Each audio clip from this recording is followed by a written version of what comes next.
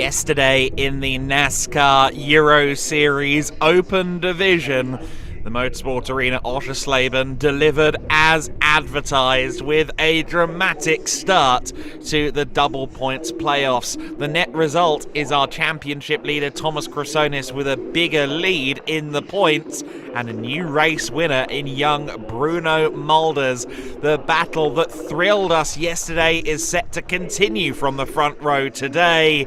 The local fans are ready to see more NASCAR Euro Series action.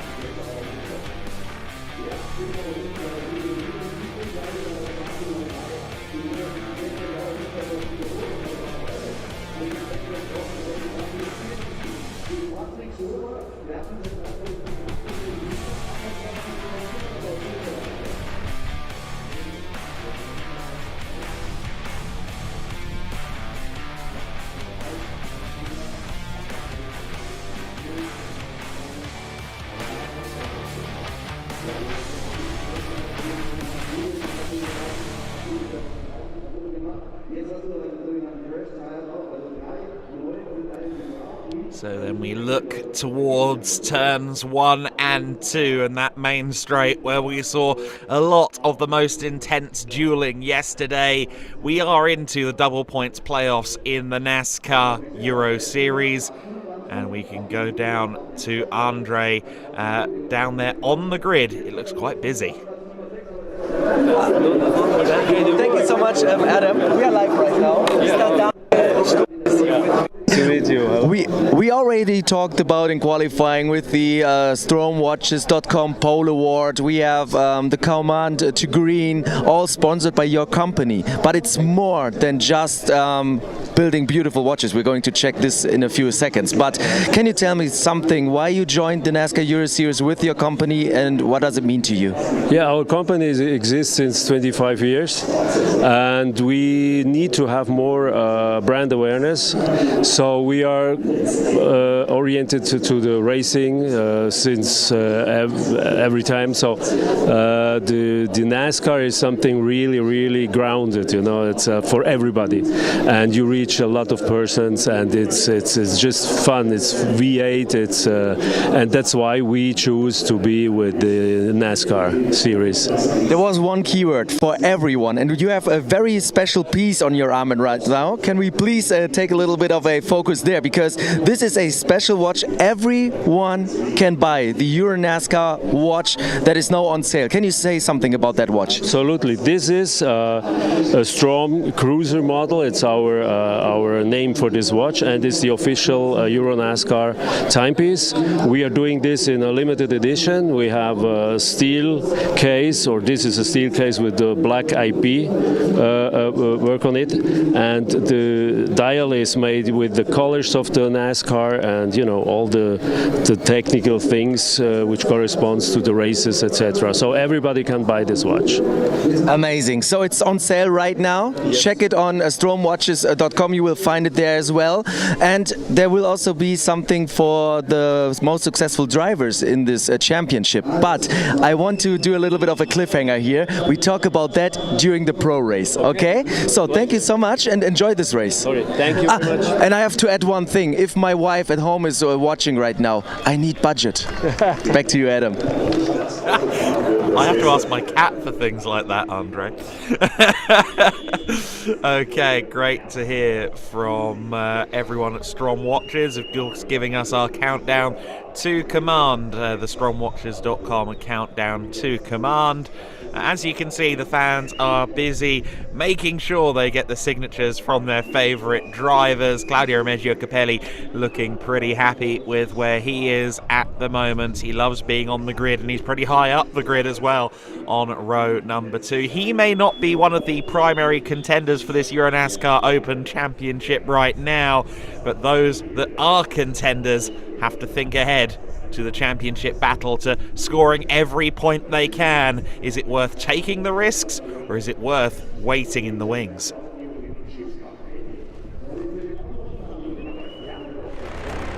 In motorsport, every lap and every decision counts. With points on the line in a championship battle, the pressure is always on. You can't afford mistakes, and every risk may turn against you. So what happens when the championship points are doubled?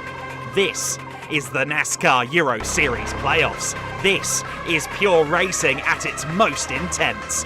This is the dangling of the carrot, a golden opportunity for a fiercely competitive driver to rise up the ranks and finish the season on the ultimate high of championship glory.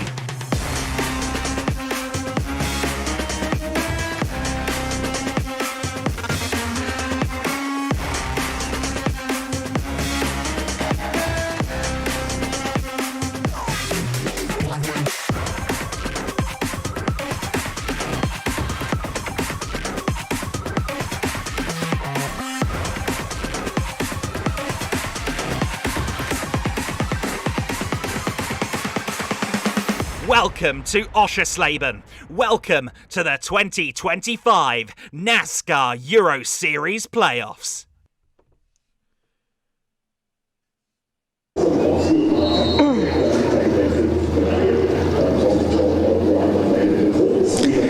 So I'm down here with Thomas Krassonis. I wanted to talk to you about being the pole sitter next race, but to be honest, what the hell is this? Why is Claudio Remigio Capelli on your car? We have been blessed by the priest of motorsport, so it's good. We have the blessing. Hopefully we can turn it into a win.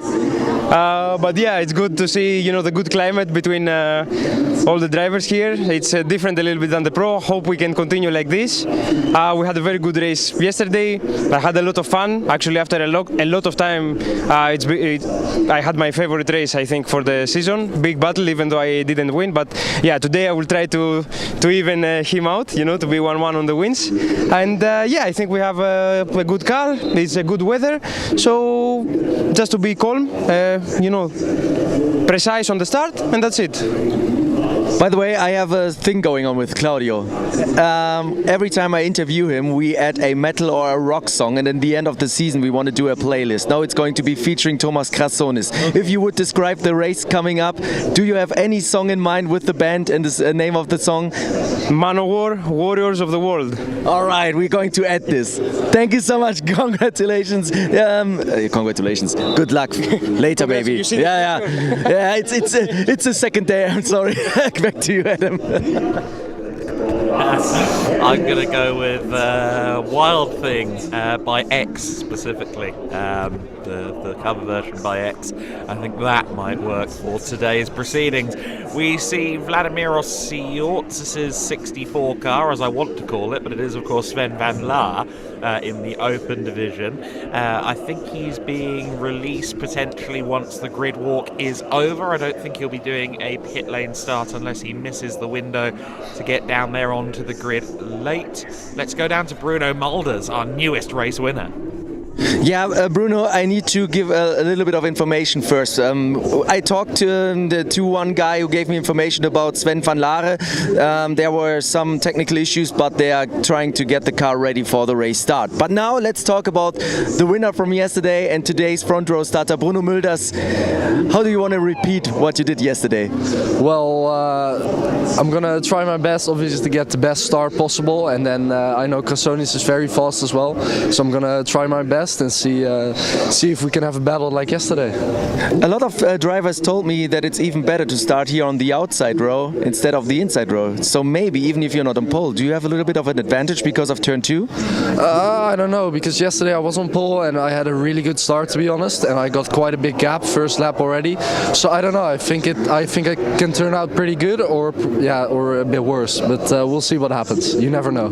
All right. Good luck. Have fun. But I would like to grab a really quick word with Sebastian Blekemon. Driving later in pro, but you're also the team boss. Tell me something about this phenomenal guy. Yeah, only 17, first year of racing, winning his maiden open race. Fantastic. No, it's absolute one of the most talented drivers of the field, and for sure, if he will do the whole championship next year in pro, probably he will compete for the championship. All right, thank you so much. Back to you, Adam. Sebastian Bleekemolen is clearly thinking ahead. That's interesting stuff, isn't it? Certainly, Mulders feels like someone we're going to see at the sharp end of the NASCAR Euro Series for a little while to come. We'll see whether that proves to be the case. There is Claudio Remeggio Capelli's number 5 car again. Capelli along with his crew there. We are still a few minutes away from the anthems, but a lot of people already lined up. I think they were scheduled for 10 to the hour, so in another 4 minutes or so we'll be observing the anthems of the United States and Germany. There you see Thomas Torfel's number 34 car, the purple and black machine, the Swiss racer, looking to try and fight again for a podium position, which he did in both races yesterday. He had quite an interesting day of it, I would suggest, in the NASCAR Euro Series across both divisions on Saturday. Alle Autos für das kurze Aufschlag für die zweite Rennen jetzt durchgeschaffen. Das war mal einfach ein recht einfacher Mittel. I'm sorry. Okay, I didn't got the thing that Adam was going on to the grid. All right, Thomas, I'm here with you in row 2. A good starting position today before the national anthem starts. Very quickly, what's your plan and what do you think are you capable of doing today? I don't know, because yesterday we had some issue with the brake, so I let him pass. I let Kradzony pass, and because I didn't have the pace and I blocked too much. So for today, it's to see first of all that I have the pace to follow the guys in front, and if I have the pace, we will see after what I can do. All right, thank you so much. Good luck. Have fun. Back to you, Adam. Here from Thomas Torfel, fairly reserved, isn't he, sometimes in those chats with Andre? He's anything but, though, when it comes to fighting for position in these races. Looking forward to see what he can do next. As you can see, the fans coming into the circuit already. They've made themselves comfortable. Of course, some of them will be just walking back up to the tribune now, having taken in the opportunity to walk among the cars and the stars on the grid. And this event at Oschersleben has proven to be wildly popular over the last couple of years, as have our drivers. You saw there Liam Hazeman's kind of coaching away there a bit with Jill Lindster, and we'll see how they go in this race. Retty Jones Racing claimed their first win in the NASCAR Euro Series yesterday in the Pro Division with Liam Hazeman's Jill Lindster, then followed that up with a podium in the Open Division race. Probably the most successful day of that Retty Jones Racing partnership with those two drivers and the technical partners at Hendricks Motorsport so far this season.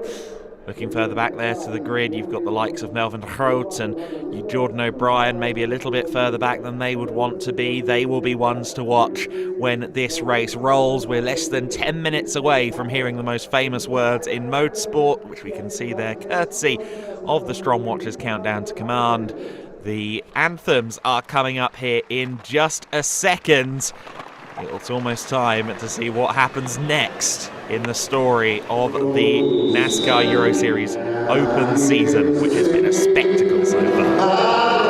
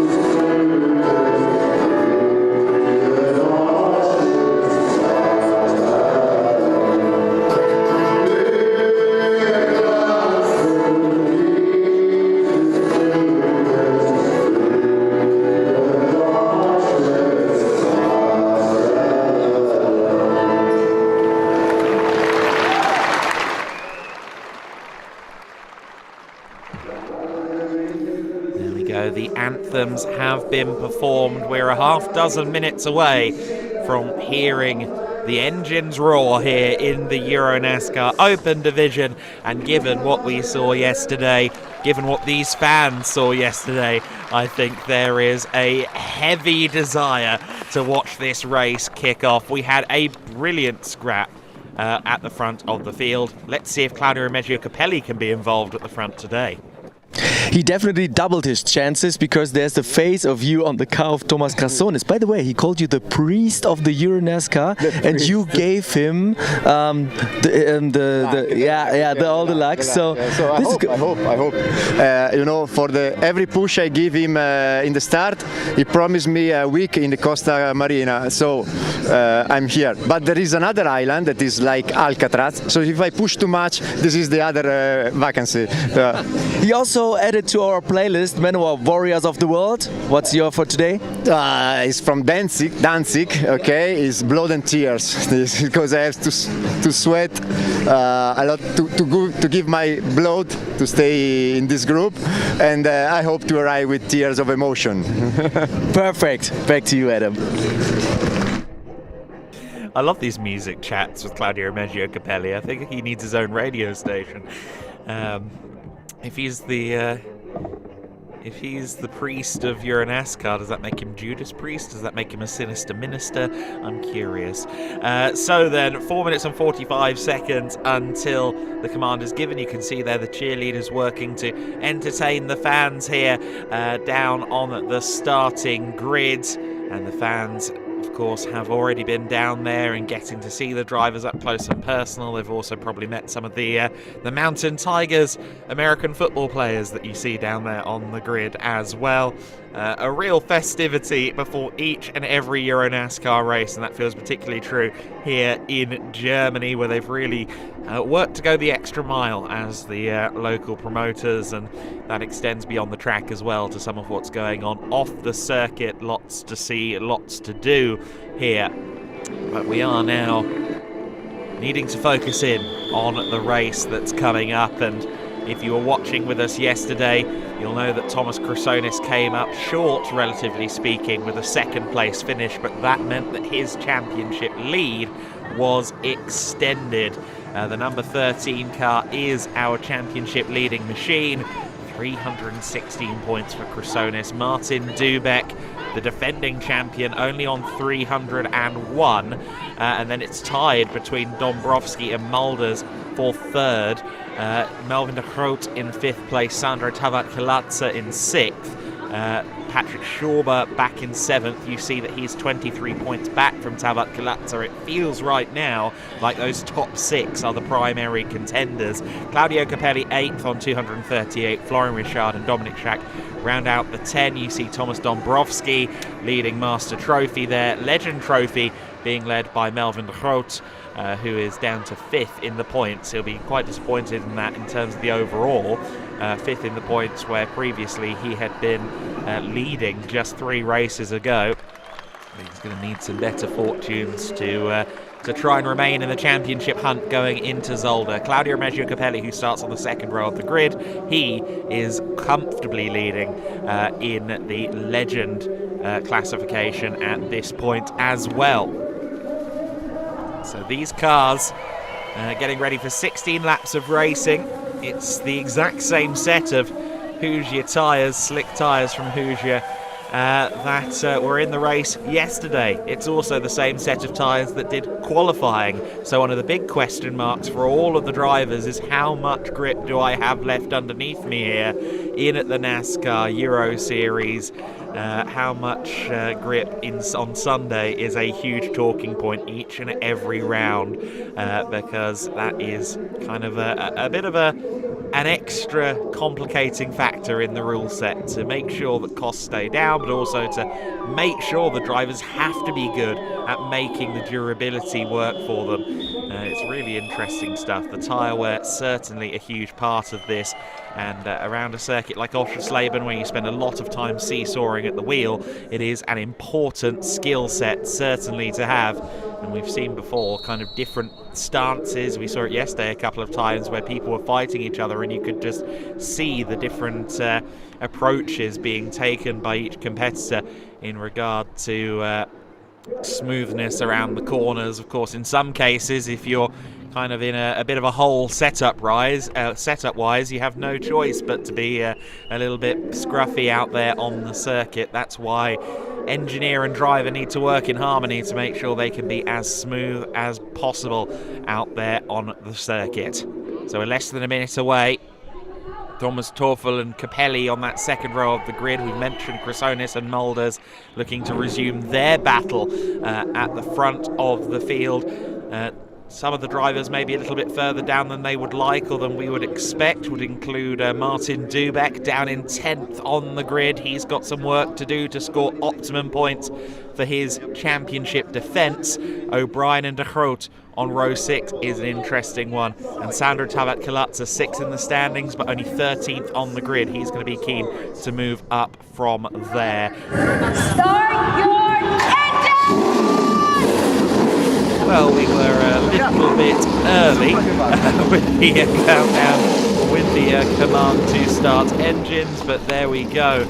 We have heard the most famous words in motorsport, and we see as well that Sven van Laar's car is there, and that is a great thing to see. We weren't necessarily totally sure. It looked like he was waiting at the end of pit lane, but sometimes that doesn't mean as much as you'd think. The car's gotten around, we are ready, and let's see what happens next. We're about to roll here in the NASCAR Euro Series. Just want to acknowledge there our Grand Marshal as well, Chani Dakota, DJ and influencer. I believe a good friend of Happy Nessa as well, so she'll be cheering on the number 77 car. Isn't the Grand Marshal meant to be unbiased? Let's see how Happy Nessa does from 22nd on the grid. So then, we are about to see these cars roll off, and we will, if you've never seen a 2x2 rolling start going into the first bends here at the Motorsport Arena Oschersleben, then I would suggest buckling up, because space is at a premium. It's quite a wide main straight, but it certainly narrows up through turns 1 and 2. It's a single line corner in most normal circumstances, which means that no one wants to try and give anyone any space. 2x2 approaching turns 1 and 2. Not only that, but of course it is a section of circuit where you're having to turn, you're having to brake, you're having to balance the car all at once. It's very tricky. Thomas Chrysonis and Bruno Mulders will be the first to arrive down to the first corner. Thomas Teufel and Claudio Remeggio Capelli on row 2 of the grid. They'll both be looking to try and make an impact in this race. On row 3 of the grid, it's Jill Linster for Retty Jones Racing alongside Patrick Schauber of RDV Competition. Row 4 of the grid for Valentino Gambarotto for Illumitech Racing, a good starting position for him. He's alongside Valerio Marzi of Club Competition. Thomas Dombrowski and Martin Dubeck are on row number 5. Jordan O'Brien and Melvin Groot, two drivers who for very different reasons will be keen to move up the field. In particular, Melvin still in the championship hunt. O'Brien keen to get podiums and victories after showing what he could do last time out at Most, and indeed at his first appearance in Brands Hatch. Next up on row 7, Sandro Tavat-Kalatza and Andres Beers. Row 8 of the grid, Loris Centetti and Dominic Schack. Row 9 is Florian Richard and Kenko Miura. Row 10 of the grid is Mikael Blekemolen and Sven van Laar. Gordon Barnes on row 11 with Happy Nessa, and Mike Wise rounding out the order. So as you can see, the start for this race is presented by our long-term friends at Whelen Engineering. We're about to go racing again here at the Motorsport Arena Oschersleben. Andre, and based on what we saw yesterday in both races, this is going to be a thriller. In Pro, it didn't go particularly well on the first lap, but we saw great racing all the way through yesterday in the Open. Yeah, definitely. It was an amazing race in Open with two amazing battles, Krassonis and Mulder for the lead and for the win, and then we also had Toffel and Linster for third place, and great battles also in the midfield. So this is going to be another great race, the second playoff double points paying playoff race of Oschersleben, and I think if there's something happens today, the whole championship standings could again be shuffled up. So I'm looking forward to it. I'm ready to go. We are now ready for the green flag. Certainly, it's time to go racing. Krassonis and Mulders at the front of the field. Capelli and Toffel on row number 2. Are you ready to watch the cars fire into life? Through the Whelen start zone they go. We are racing, and it's another good start from Bruno Mulders from pole position. He's done a great job, and he once again leads uncontested into the first corner. He's followed by Krassonis, then Toffel. Capelli didn't get the best of starts there from row 2. Jill Linster in 5th. Schauber side by side with Gambarotto for 6th position. Fairly orderly start there in race number 1. Of course, there's only a couple of hours until the pro race later on. No one wants to be that guy that forces your teammate in the pro division not to take the start, and even more so potentially if that guy is you, because we do have a lot of drivers doing both races. You see there Valerio Marzi trying to go around Thomas Dombrovski there. Dombrovski's actually moved up from 9th on the grid. It looks like he's gotten around Marzi. Jordan O'Brien trying to get around his teammate there as well. Martin Dubeck has lost out slightly on the start to this race as well. I think a few of the drivers that were immediately behind Claudio Remeggio Capelli's queue on the right-hand side of the grid have been slightly compromised by Capelli not getting off the line that quickly. We see Mike Wise at the back of the order, but it's Bruno Mulders at the front, and immediately he and Krassonis have built a couple of car lengths, and that battle looks set to resume. Jill Linster very wide. Jordan O'Brien was quite wide there as well, among a few others, but it was Linster there that really set the pulses racing with a big oversteery moment out of turn 12, and it's so easily done, just dipping a wheel on some of these, dare I say, inviting gravel traps on the corner exits. Yeah, there were a couple of drivers really loose there. Also, Capelli was almost sideways, but he saved the car in a perfect manner. So this is already exciting what we see, because what in Oschersleben, Adam, we saw it already yesterday, that especially in the midfield, they are all so close together. We have a pile of cars there again, while those two here, they opened a gap on Thomas Toffel. It's again Mulders and Toffel and Krassonis. And to be honest, when Mulders is again winning a race, he would then get another 10 points on Krassonis, and then it would be only 22 points in the overall standings to the top. And then we are going to do Zolder with 22 points only to the lead. I'm just thinking theoretically there, I think he has a shot of winning the championship. No, absolutely. I felt like yesterday's performance and that big increase in points firmly marked him as a contender. I think anyone in the top half dozen could still do it if they have a good race here today. Although the likes of Tawat Kalatza and Melvin de Groot, who are currently outside the top 10, will struggle. Marzi there just got, I think, a little bit of a nudge potentially from Jordan O'Brien. Certainly he went deep into the corner. He lost the position. O'Brien wild there on the exit of turn 12. Martin Dubeck is now directly behind Valerio Marzi. But yeah, Bruno Mulders, I was thinking about it last night after the race. It just reminds me a little bit of Liam Hasemans in his first season in NASCAR Euro Series Open back in 2022. Oh, Valentino Gambarotto. I think that car might be struggling with brake issues, and very nearly into Jordan O'Brien. Unfortunately, he's compromised Valerio Marzi massively. But Gambarotto looked like he was really struggling to stop that number 11 car. Just to finish my point about Mulders, It does. It just reminds me of 2022 with Liam Hasemans, a youngster really hitting his stride as we get to the playoffs, and maybe his rich run of form just hitting at the right time to be a championship contender. Let's see what Mulders can do.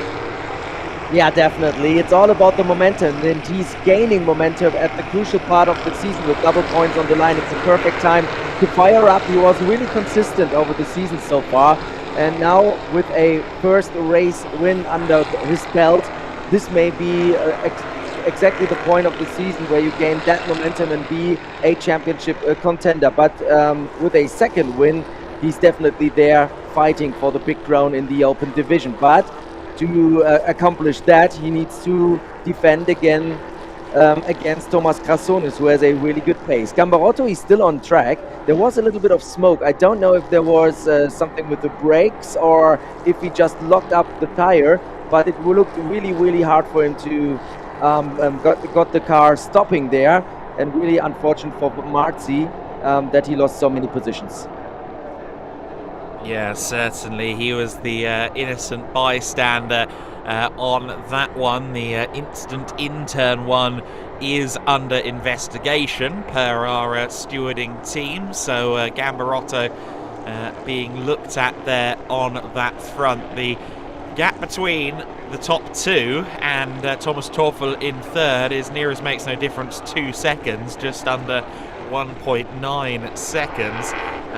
Last time by Krassonis, fastest lap of the race, a 1:33.785, but they're very closely matched in first and second, and they are exceedingly closely matched in third and fourth. Torfel and Capelli both just set 1:33.958.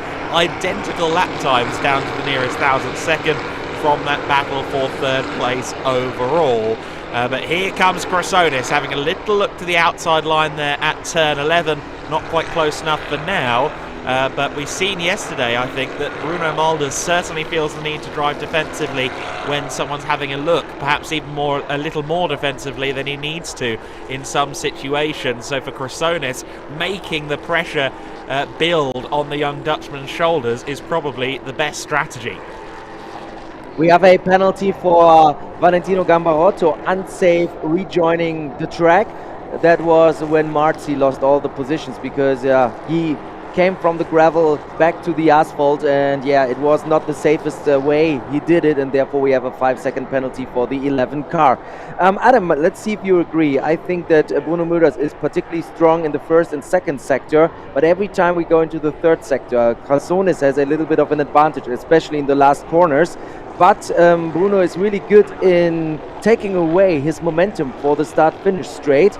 I agree. I would not have expected that the strategy to go defense there, into the defense mode there, would work really that good, because normally you compromise the speed on the start-finish straight, but somehow he managed to have a really good strategy there, Bruno Mulders. Yeah, it's interesting actually, to that point. I kind of watched back some of it yesterday as Thomas Torfel kicks up some dust, and that means he's got reduced grip here now through 8, 9 and 10. This could be an opportunity for Claudio Remeggio Capelli. Let's see if Capelli has a look. He certainly feels like he's got the better run. He's looking to the inside than the outside. It's not quite going to happen for him yet, but both of those battles very close together. Ditto, Linster and Schauber behind them as well. We've got 3 sets of 2-car battles going on here, and I get the feeling Linster and Schauber are going to join Toffel and Capelli here before too long. But yes, regarding Mulders and his line through turn 14, I was thinking the same thing, that those shallow corner entries were costing him time, but it appears not to. It seems to just stumble up Krassonis' corner exits, which is rather what you want. So it's quite canny driving here from Bruno Mulders. It's I think a leaf taken out of the book of British touring car legend Matt Neal, who used to do very similar as well, unconventionally shallow corner entries, but made it work for himself. And Bruno, I think, a student of the game. I don't know if it was Matt that he took it from, but he's definitely seen it work somewhere before, and the good thing about being a young talent on his level is that you can replicate these things. Hitting the markers in turn 9 is forbidden, and Melvin de Groot has just found that out. He's gained a 5-second penalty. He did the same yesterday as well, but 10th place on the road That's going to drop him, as of now, down to 16th place behind Valerio Marzi. I imagine that won't be the case by the checkered flag. That gap will have spread a little bit more, but all the same, costly errors for De Groot on a weekend where he can't afford to be dropping points. That could be the end of his championship campaign, as Claudio Remeggio Capelli again on the back of Thomas Teufel locks up a little bit there, under rotating his right front on the way into turn 11. Just about avoided the rear of Teufel, but it's definitely now a 4-car battle for 3rd, 4th, 5th and 6th. Teufel, Capelli, Linster and Schauber all going to be fighting it out now for a podium position. Yeah, before they joined this battle together, I had a little bit of old school Talladega and Daytona vibes with 3 tandems around there, using the draft as well. But now we have a 4-way battle there for podium positions, and at the moment Teufel is really strong in defending his line. He's not making any mistakes, and it seems like the car is exactly doing what he wants to do. So Teufel at the moment in 3rd place, while those two are still in a fight. Crassones and Mulders. It's the same brilliant show we saw yesterday. And what I really like about Crassones is that he's calm, that he's really fair and tries to get the big picture in mind. But to be honest, Adam, he cannot lose another 10 points to Mulders. At some point, he's getting closer and closer. Of course, they can finish like this the whole season long. For the rest of the season, even with Zolder, it would be enough for Crassones by 2 points. But you don't have a guarantee that this will happen.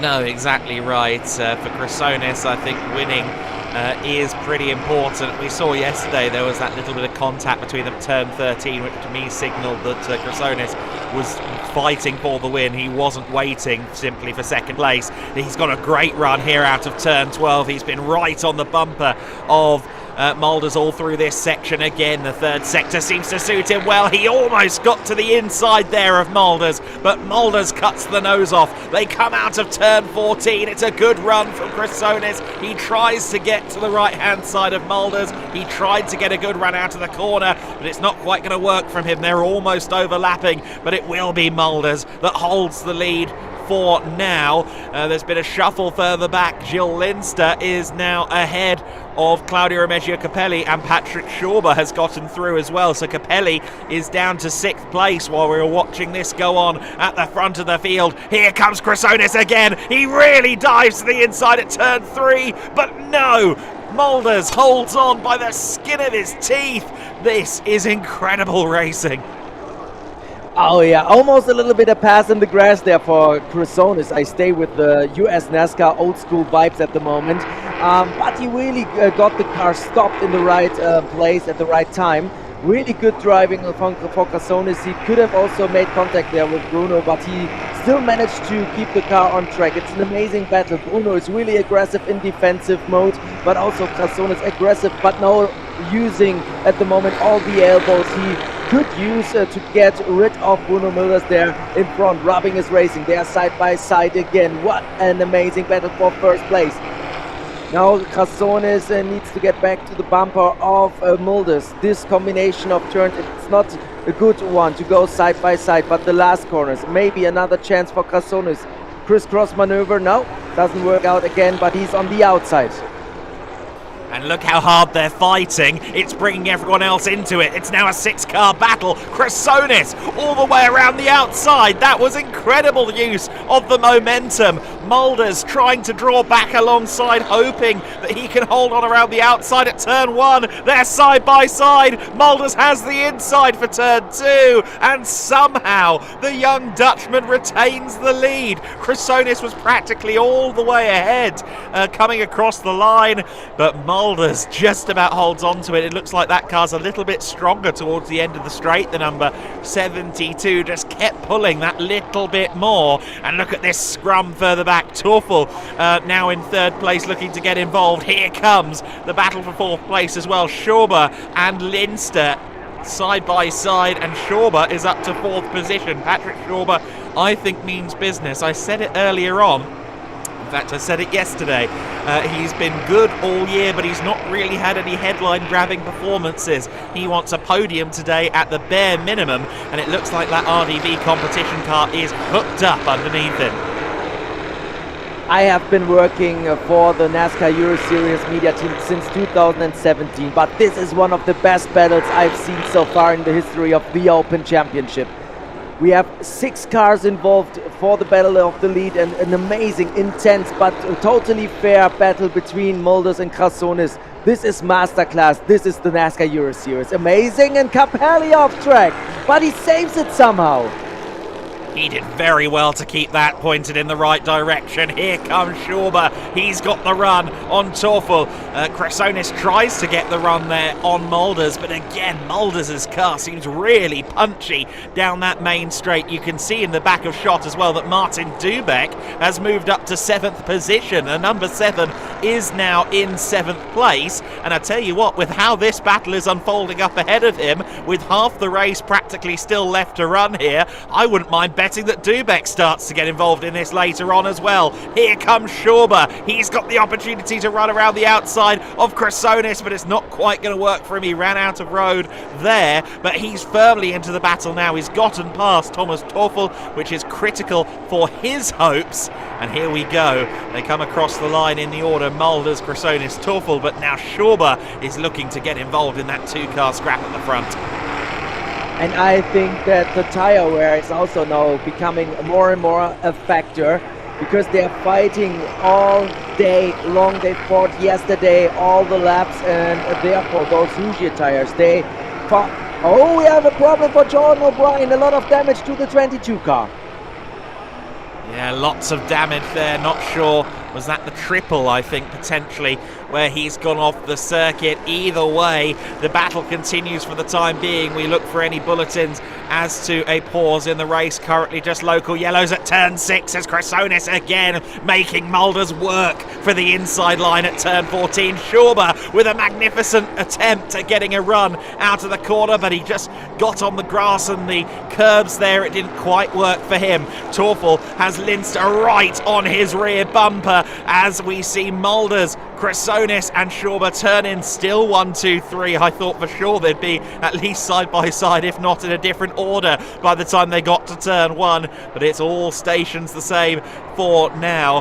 To illustrate where they are pace-wise, everyone's in the 136s in this battle from 1st through 6th place. They are all holding each other up, but who cares? This is brilliant stuff to watch. I mentioned Dubeck before. He's 5.4 seconds away from this battle, and he's lapping over a second quicker, so by the end he may well have arrived on the rear bumper of Claudio Remeggio Capelli. Let's keep an eye on that one as we see there Teufel running a bit deep into the corner, gets a good exit though out of turn number 7. Here's where it tends to all hit the fan again from turn 10 until the start-finish line, and it's a good run from Thomas Crassones. Crassones is forced to the outside line. He tries to get a bit of slipstream, a bit of tow, and then the inside line for the following corner. He's not going to succeed at doing that. Bruno Mulders, at 17 years old, has an amazing ability to defend. He has great racecraft from his days in karting. Oh, Jill Linster seemingly there with a poor run out of the corner. We saw Mike Wise there coming into the pits in the pink machine, so unfortunately no more running for the Lux Motorsport Camaro in this race, but Linster down to 6th, the top 3 with a couple of car lengths now over Teufel, and it will be Mulders that leads them into turn 1 for another lap. But the racecraft, the defensive ability of this young 17-year-old is really blowing me away. I'm not a friend of superlatives, but to be honest, this is one of the best European stock car race I've ever seen in my life. What a great battle. There are 6 cars involved, no big contacts, really good driving, a lot of attempts to overtake. We have so many positions switched in this group, but there's one guy defending like hell, and that is Bruno Mulders. To be honest, Adam, this is the best show I've ever seen. It's an honour to be here to watch this racing right now. It is the Motorsport Arena Oschersleben, 3.6 kilometres, 2.3 miles of racing circuit that seems to lend itself to dramatic moments in the NASCAR Euro Series, but often those dramatic moments end with body panels on the circuit. This one, though, is pure racing at its finest. NASCAR Euro Series doing what it says on the tin. Chrysonis is again right on the bumper of Mulders as they go into turn 11. Ditto Capelli trying to get around the number 34 of Thomas Teufel. Here's that 3-car battle. Patrick Schauber looking for his way in. Mulders going a little bit defensive, goes all the way defensive by the time they get to the apex, and Chrysonis is trying to go around the outside again. That'll compromise both drivers. This could be Patrick Schauber's opportunity, but Chrysonis this time is through into the lead. Surely he's got it done. Mulders with the slipstream may well be alongside by the time they get to turn 1. He's not close enough. Thomas Chrysonis has moved into the lead with a brilliant move around the outside at turn 14. Mulders is going to need to respond quickly because I feel like out of the dirty air, Chrysonis is going to have the pace. Oh yes, he's pulling away right away. Oh, and there was Bruno Mulders a little bit sideways. He's slipping to the outside, losing a lot of spots. Schauber now in second, Capelli in third, and Lindster in fourth. He's going from first to fifth in just a few meters. Really bad luck there for Bruno Mulders, and we have Chrysonis leading the car. The next car sideways, Claudio Capelli. Wow, what is going on? What's going on is a lot of drivers have been cooking their Hoosier tyres over the course of the last 12 laps, and it's leaving them without much grip for the final 4 laps of this motor race. You can see there that Dubek and Dombrovski are arriving on the scene as well. They're just a couple of seconds back now from Teufel in 6th place. Lindster's made up some positions, of course. He's now up to 4th ahead of Mulders after the mistake from the young Dutchman. Hero to zero moment there, unfortunately, for Mulders. He did such a good job holding that lead for so long, and then going into turn 3 he just asked way too much of that rear axle on turn in. Car went loose on him, and there we are. He's down to 5th place. Can he get back to the podium is the big question now, and can anyone answer Chrysonis? Chrysonis is across the line now, and he's 1.5 seconds clear. It's going to be hard work from here for anyone to get back to that PK Car Sport driver. Patrick Schauber is up there in 2nd position. I thought he'd maybe tear away as well along with Chrysonis, but he doesn't seem to quite have the ultimate pace to match the PK Car Sport driver. He is, however, just managing the situation there with Capelli. He's gained a couple of car lengths there through the first few corners, and the young Austrian, certainly with a 2nd place finish, I think that's a big boost to his championship bid.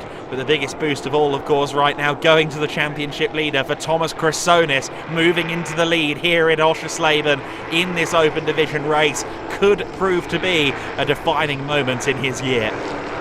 Oh, and here Claudio Capelli another time a little bit sideways. That opens the door for Lindster to maybe close the gap and make a move on the Italian with the long beard. And at the moment Capelli is leading the race as well, with at least a sticker of his head on the car of Thomas Chrysonis. We have now 2.5 laps to go. Adam, I will head down to victory lane and I will have you in my ear. This is going to be a dramatic and for sure exciting final to this race. Absolutely right. It is the closing of the Open Division weekend here. They'll be back in Zolder, of course, with us, as will the Pro Division for the finals of the NASCAR Euro Series playoffs.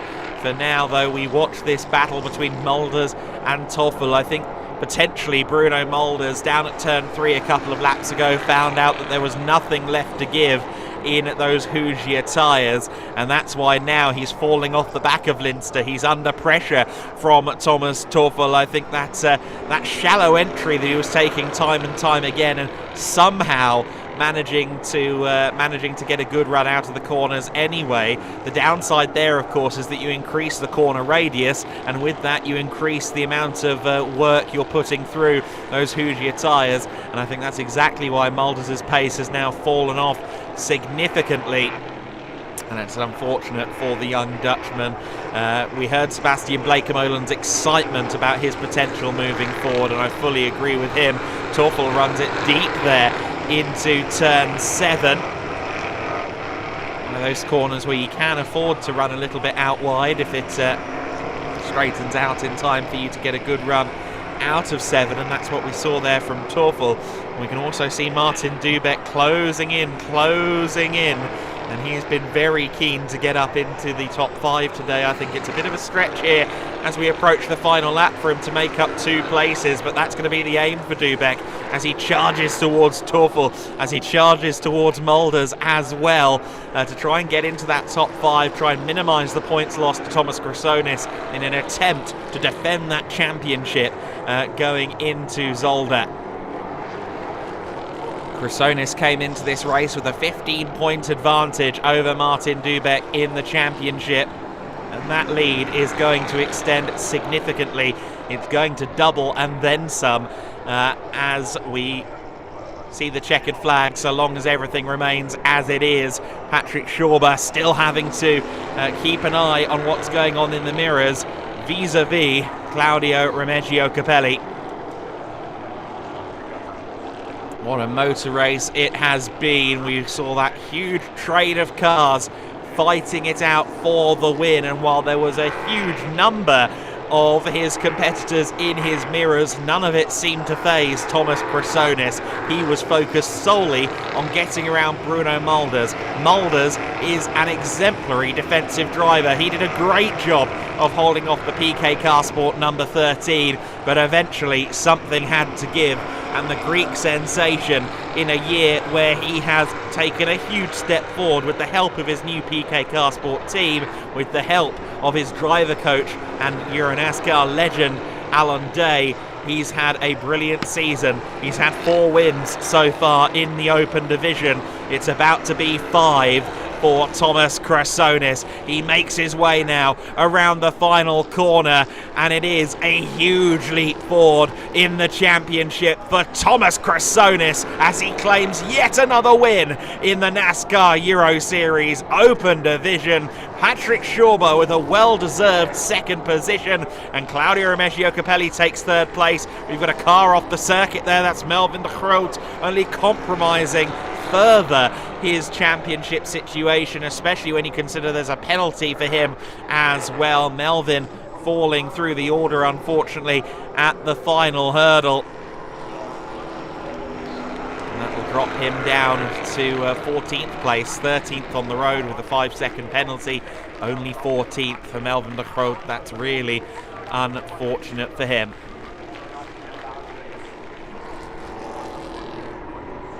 We see there 5-second penalty, track limits to turn 9 to 69. I think that was already declared earlier on. But Thomas Chrysonis, as the clouds form overhead, has just started to get quite gloomy overhead. We were expecting some rain a little later on this morning. I think we only just missed it as a matter of fact. For Thomas Chrysonis, win number 5 of the season. It's a huge leap forward in the championship, and we can see there, I think it has. Is it starting to rain? It's certainly very close, if not. But either way, what an effort we saw there from Chrysonis. We'll confirm the championship provisionally in the next few minutes as well. But here's the order. Chrysonis winning the race by 1.6 seconds over Patrick Schauber. Claudio Remeggio Capelli in 3rd place. A good podium for him and Academy Alex Caffey Motorsport. Retty Jones Racing in 4th. Bruno Mulders in 5th. Thomas Teufel in 6th place. Martin Dubek in P7. A big loss in the points to him versus Chrysonis with that result. Dombrowski in the number 24 PK Car Sport car, he is in 8th. Andres Beers in 9th. Valentino Gambarotto rounding out the overall top 10. The Legend Trophy honours going to Claudio Remeggio Capelli, and Bruno Mulders, in spite of losing out on that overall race podium, he'll still be the first of the Masters Trophy runners home.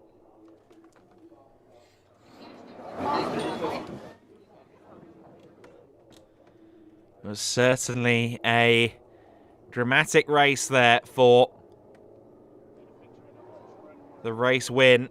It concluded a little early with Thomas Chrysonis getting through a handful of laps before the checkered flag, but what an effort Bruno Mulders made. He was really riding a rocket there. Just hearing that there was 10 seconds worth of penalties, unfortunately, for Melvin de Groot, so he's going to fall down as far as 15th, and that is again hugely damaging to him and his championship aspirations here in Open. I think from here it's focusing on Legend Trophy for Melvin, who leads that category, with Claudio Remeggio Capelli hitting a patch of form. That's going to be his focus now going into Zolder. Now, with our format here in double points, I believe 7th place is worth 60 points for Martin Dubeck, where a win is worth 80 for Thomas Chrysonis, and that would mean a 20-point swing potentially in the championship. Now, Dubeck did a good job of moving up the order. So I don't know whether he maybe gained the extra points for the most gained positions that you see there on screen, the 8 points, the most gained positions. That will be, again, hopefully confirmed by our media team in the next few minutes.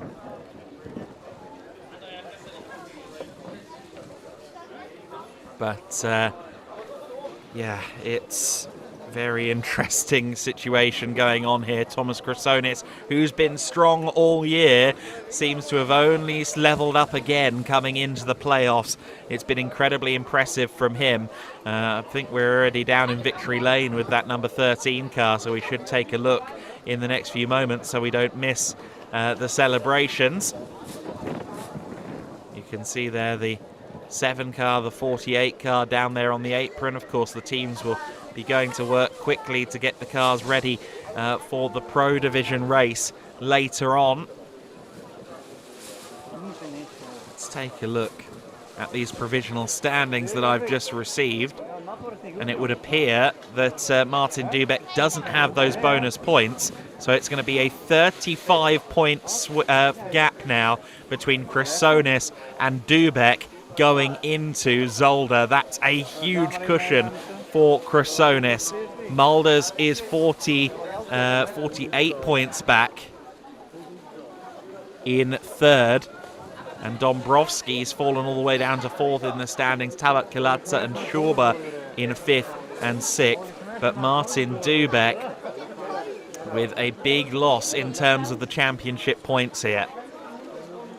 And for Thomas Chrysonis, this trip to victory lane is comfortably the most valuable of his career. We have had one 5-second penalty cancelled for car number 69, so I think Melvin de Groot is still going to fall down the order, but not quite as far as we thought. And meanwhile, I think we are now in victory lane. The Mountain Tigers cheerleaders, the squad associated with the football team that we saw down there on the grid. They are with us as well down there in victory lane. Is the car there? Is our winning driver there? That's really what we need to see right now. Are we still waiting for the number 13? It looks as if there is still a car-sized gap down there at victory lane, so hopefully we'll see them in the not-too-distant future. Welcome the PK Car Sport number 13 on to the victory lane. As you can see, victory lane is just by that big bridge on the run to the first corner, the BWT branded bridge, and that means that it's quite a drive for Chrysonis from the paddock down here to this area, and I think there's quite a lot of pedestrian footfall as well where the car needs to go. And here it comes now. Andre Viegold gives a wave to Thomas Chrysonis, who's giving a lift very kindly to one of his team members. You can see the wipers going as well. The rain has started to hit just after the race. Of course, this raises questions for what might happen next in the Pro Division race later on. Are we going to get a wet race to cap off the weekend here at Motorsport Arena Oschersleben? We'll keep an eye on that developing story with the weather radars. see there the number 13. Costamare Inc. backed car. The PK Car Sport crew have really enjoyed welcoming Chrysonis into their fold, and he's gotten so much better this year. He was really developing in 2024, but this year has been a defining year for Thomas Chrysonis. He's comfortably the championship leader in the Open Division. He's still fighting for the championship in the Pro Division as well.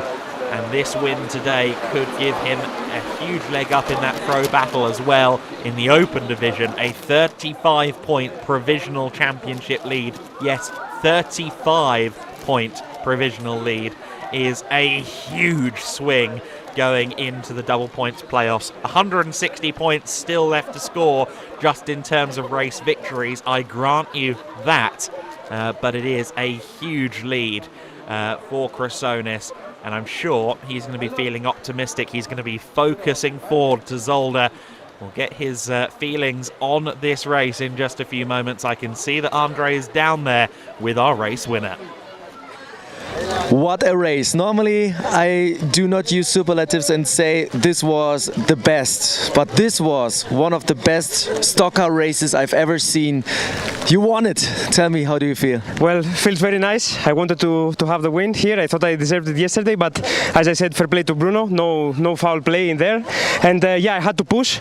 As soon as I was trying again to force a mistake, but as soon as Patrick started to push me, he started to hit a lot to create also an opportunity for himself. And I said, okay, it's now or never. So yeah, balls deep, inside, took the position, won the race. That's it. So all in all, thanks to my sponsors, Costamare, Dodoni, my team, PK Car Sport, my coach Alon Day and Paul Tibas, and yeah, we have one more in Pro. Hopefully we can get a podium there also, but I don't know what's happening with the weather. And yeah, anyway, all good. Yeah, 2 more to go for the championship. 2 more to go for the championship. Yeah, with the rain we were a little bit lucky that it was right after the checkered flag. But let's say something about the Pro, because you're racing there later. We are live there as well, of course. Have you prepared something for rain? No, actually no. I've been unlucky with. Yeah, I have Alon, yeah, but I've been unlucky with the rain. Every time that I want to drive, it's either a free practice session or it's stopping. So I don't have many laps in the rain. But still, I think it's the same for everybody. So yeah, just to stay calm, not to crash, and the position will come. All right, congratulations! You get your winner's sticker. I know in the rain it's always tough to do it. More. I know. I'm forgetting it. No, it's not me. It's not me. In the house, Alon, can you just join me for a second? We have been both part for in the NASCAR Euro Series. You as a driver, as the winningest driver, record champion, me as a reporter for a long time. We talked before we went live. Was this one of the best races we ever seen in this championship? Yeah, I mean the overtake he did was a ballsy move. You cannot say anything. Like the guy was having a lot of stress from behind and a lot of stress in front, and he chose to take the outside, and it works for him. So it was a brilliant move. We're very happy. Again, you know, it's a PK car, sports car, so it's an amazing car always. They did a good job, and now it's going to be challenging. Let's see. Now this is going to be fun for the Pro. All right, thank you so much. I move to the next driver, so we can grab also Claudio. Point of view. Claudio. Yeah. What a battle, right? Yes. From my point of view, was the best. I was in TV and I was the guys, like I said yesterday, the bulls, very correct, because I saw overtaking only when the car in front made mistakes. So it was a very correct race for me, and enjoy a lot. In the end, it was Chrysonis with your sticker on it, so the winner takes it all. Yeah, Santona. Yes, I give him every race. All right, thank you so much. Congratulations. Back to you, Adam, for now. Kelly Blessing is about to be the most valuable commodity in the paddock. He's going to be able to make a living off of selling people his stickers. I think he might be doing just that right now. But great to see Claudio Remeggio Capelli, as always, enjoying himself and finding some of the form he maybe didn't have earlier in the season. But I see Bruno Mulder's down there. Hopefully we can talk to him in a minute. Andre has Lost him there just briefly. These drivers have people to talk to, people to hug, so on and so forth. But it will certainly be interesting to get his view on proceedings in that race, because, of course, it didn't quite go to plan for him, Andre, but let's hear from him now. Yeah, they had a little bit of a chat. What did you talk about with Thomas Krassonis? Well, about the race, we had a very good, long fight, very fair. So I just wanted to congratulate him on the win. What about you? You were fighting for the win. Then there was just one moment in this amazing battle. Can you tell us what happened there? Yeah, for me, I was defending for maybe, I think, 10 laps straight, and at some point the rear was just giving up a bit more, and then Thomas had the exit right, and from there on I was really struggling with the grip, but no, really good race, to be honest, still, but obviously a bit disappointed. But still, I think, my personal view there, my personal opinion, one of the best races in the history of the NASCAR Euro Series, and you have been part of this battle. How was it for you? For me, it was quite intense, to be honest, but no, it was really good, really fair, and yeah, for me, this is what we do it for. All right, thank you so much. Congratulations. Back to you, Adam. Really sporting words there to Thomas Krassonis from Bruno Mulders. This young 17-year-old has an incredibly wise head on his shoulders, and you can see, not just on the circuit, but also when you speak to him, or when Andre speaks to him on the broadcast, just how or just why Sebastian Bleekemolen sees so much potential. Let's go to Patrick Schauber, a good result for him in an RDV competition. The story of today is this amazing six-way battle for the lead, for podium positions, for the win. You were part of it. How was it for you? Oh, it was amazing. I was really in the middle of everything. Normally, all the 6 cars, everyone could have won there, but yeah, I also felt that I had the shot to win, but unfortunately it didn't work out. But I'm happy, super happy with my second place. And yeah, unfortunately yesterday's incident cost almost my championship, I would say. And yeah, now with this second place, I think we can still manage to do it somehow. We'll see in Zolder, but yeah, it was absolutely amazing. I had so much fun. Can you tell me how the heart rate is when you're in the middle of something like this, and what's going through your mind? Are you even able to think about something? Yeah, you're just focusing on the cars ahead, the cars behind you. You're looking what they're doing. You're trying to figure out what their next move could be. So yeah, it's all focus on that. All right, thank you so much. Congratulations. Back to you, Adam. Well, there we go, Patrick Schauber. I think with reason to be optimistic going into Zolder with that good result, but for almost everyone not named Thomas Krassonis, they have to now do something special to win the championship at the finale. Such was the performance of the Greek racer today, not only by winning the race, but also with his rivals further down the order. It's been a big profit day for the driver of the number 13.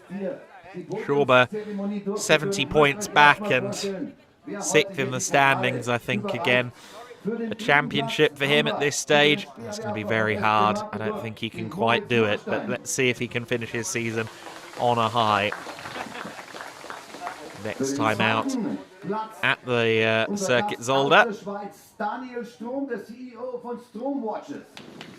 Meanwhile, we've got the introductions ongoing for our presentation team for the trophies here in this NASCAR Euro Series Open Division race. It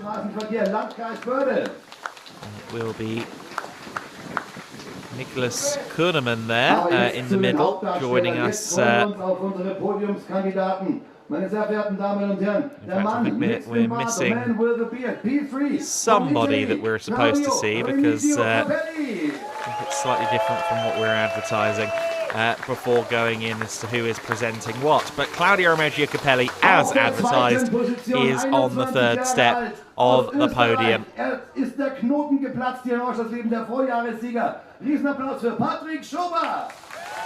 Patrick Schauber to the 2nd step of the podium. The Austrian racer, always at a racetrack, does coaching, does experience laps, and he loves his racing. But Thomas Chrysonis this year, what a huge step forward he's making. And it must be starting to feel real with a 35-point championship lead.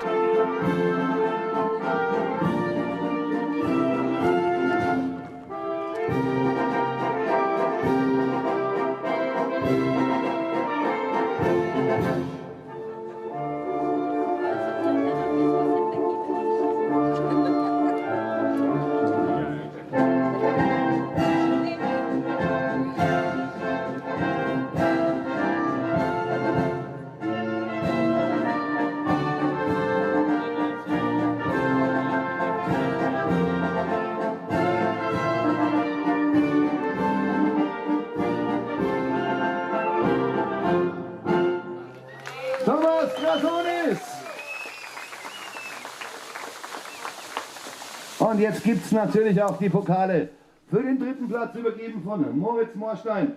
Thomas Chrysonis observing his anthem, ringing around the circuit. Moritz Morstein there presenting the trophy to Claudio Remeggio Capelli. I believe that's supposed to be Nicholas Kuhneman there, delivering the second place trophy. I think that is potentially the case. I think Nicholas just complimented Claudio on his beard. The big trophy, though, to Thomas Chrysonis, presented by Dr. Dennis Gruber. Huge congratulations to Chrysonis. I think that's such a handsome trophy that they put together for Oschersleben as well. Really good looking thing. Would quite like one of those on the mantle, although I don't think my mantle is big enough for the winner's version.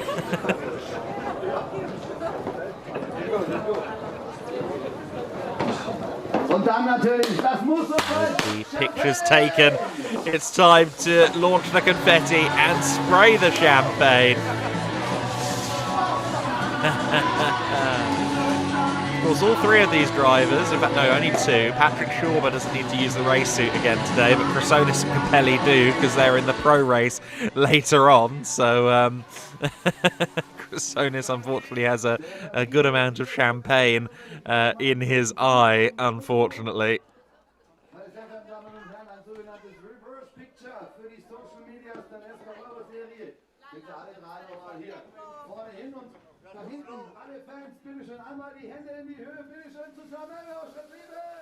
Top three.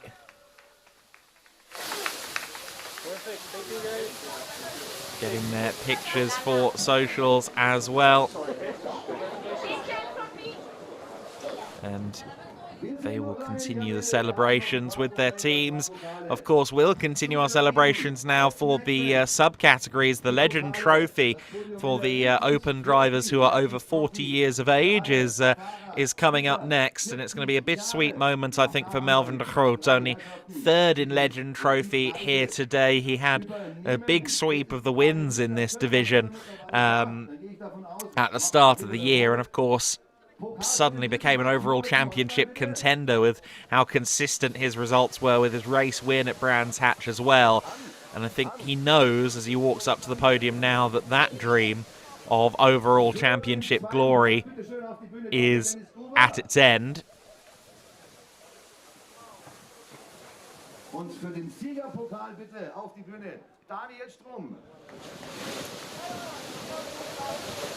We've got Daniel Strom joining the presentation team as well.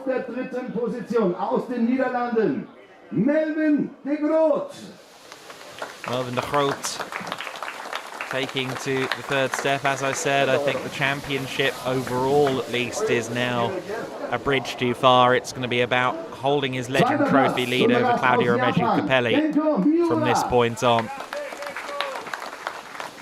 Second place in the division going to Kenko Miura on his first weekend back with us in a little while. Always good to see Kenko out there.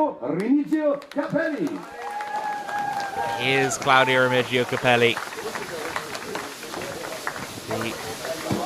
the bearded Italian who is naturally inclined to being a superstar. His personality, I think, brings that out of him.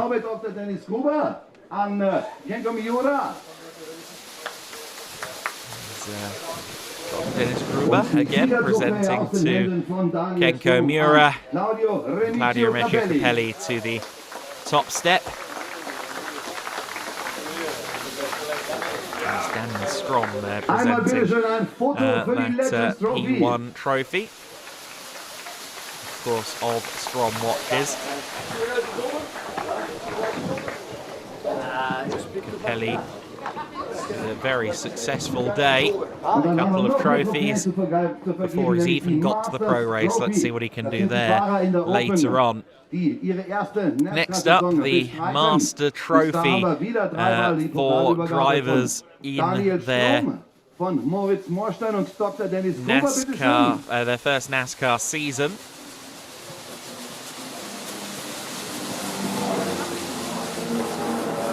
Nur jetzt kommen ganz neue Gesichter. Ladies and Gentlemen, auf dem 3. Platz in der Masters Trophy, Andres Beers. Andres Beers coming up onto the podium for the 3rd step for this this category for drivers in their first season. Having a good year this season as Andres quietly constantly fighting for top 10s and getting some good results in. It's been exciting to watch him developing. Thomas Dombrowski, don't know why he's in this classification, because it's definitely not his first NASCAR season. I think first NASCAR season is oversimplifying what the category is actually for just a little bit. But Bruno Mulders to the top step, it definitely is his first season.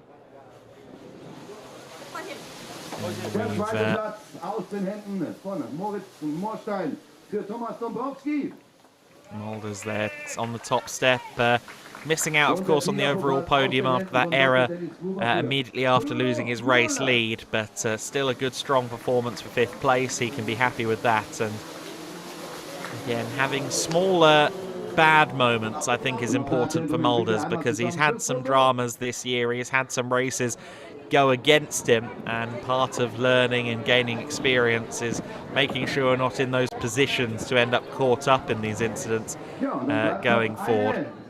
But we've seen what he can do at the front of the field now from a defensive driving standpoint, from a race winning standpoint. Let's move on then to the female trophy presentation, where Happy Nessa is going to make her way up to the top step.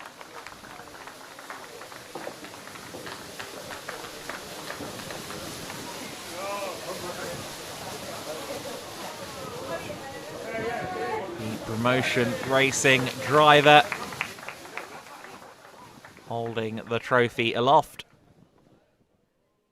and she'll now be looking to cheer on Julian Reberg for the pro race in that number 77 promotion camp. With that, we can now soon switch focus to the pro race. Before we do that, though, let's take a look at some highlights of our Open Division extravaganza. Well, Andre Viegold called this one of the best stock car races he has seen, and it was certainly a thrilling encounter. It was Bruno Mulders and Thomas Chrysonis that started the race on the front of the grid. They'd had a brilliant duel for victory on Saturday, and the battle reignited on Sunday as the cars rolled through the wheel and start zone and the lights went out above the gantry. It was Bruno Mulders with another brilliant launch towards the first corner. He was comfortably in the lead by the time he applied the brakes for turn 1, ahead of Chrysonis and Tuffel. And in the early stages, firstly, thankfully, everyone got through the first couple of corners unscathed, but moreover, the top two started to drive away as the rest of the field were kicking up dust and fighting for track space where they could.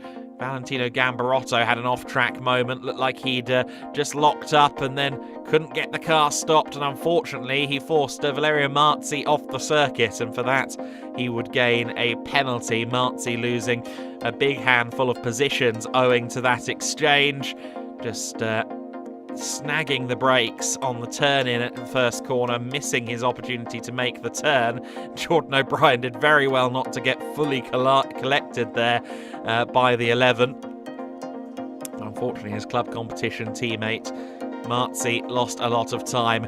Bruno Mulders, as with yesterday, was having to defend hard against Chrysonis, who was looking to do everything he could, going for that pass on the grass almost, going into turn 3 at Hasseröder, but it wasn't to be. He had a couple of opportunities to go around the outside. This was the first of them, and it looked like he'd got it done. However, Mulders with a car that seemed to really pull at the top of the rev range in 5th gear, and he managed to get himself back alongside, back to the inside for turn 2. Mulders would hold on to his lead a little bit longer, and what was a 2-car scrap by this time had become 6. It was a true battle pack here at this stage of the race at the front of the order. Mulders taking those inside lines, trying to make his car as wide as possible. We saw Linster and Schauber and Capelli and Tuffel all shuffling around behind the top 2 as well. Lots of great battling, lots of side-by-side action between our top half dozen drivers. Capelli put a foot wrong, just trying to get around turn 13 as quick as possible, but he would ascend back through the pack. Chrysonis continued to get good runs out of the final corner, but Mulders would hold on for all he was worth. By this time, we were over halfway into the race, and Mulders had done nothing but drive the car through the mirrors. Jordan O'Brien, unfortunately, had a moment at the triple. We didn't see exactly what happened there, whether he fell or whether he was pushed, but he was off the road. Thankfully, no safety car. Chrysonis, though, all the way around the outside at turn 14. He'd done a trial run of the move a lap prior. This time, though, it was successful. Mulders tried to fire back to reclaim the lead going into turn 1, but he was nowhere near close enough. Chrysonis was into the race lead, and that race lead was insurmountable from there. Valerio Marzi ended up in the gravel down at turn 11, and unfortunately, just after losing the lead, Bruno Mulders with a little bit of an error, asking too much of the rear tyres, the Hoosiers, that had already been put through a qualifying and 2 races. He dropped down ultimately to 5th place. But Thomas Chrysonis, a race winner for the 5th time this season in the NASCAR Euro Series Open Division, and a big day for him in the championship. He's now, provisionally speaking, 35 clear going into the playoff finals in Zolder.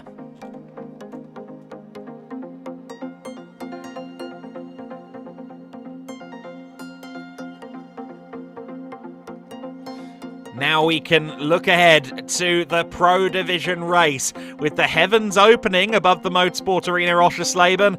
It's going to be an interesting one. Make sure you join us at 13:55 local time for the second semi-final race of the Euro NASCAR Pro Division. It'll be a thriller here at Oschersleben. You can be sure of that. You're not going to want to miss it.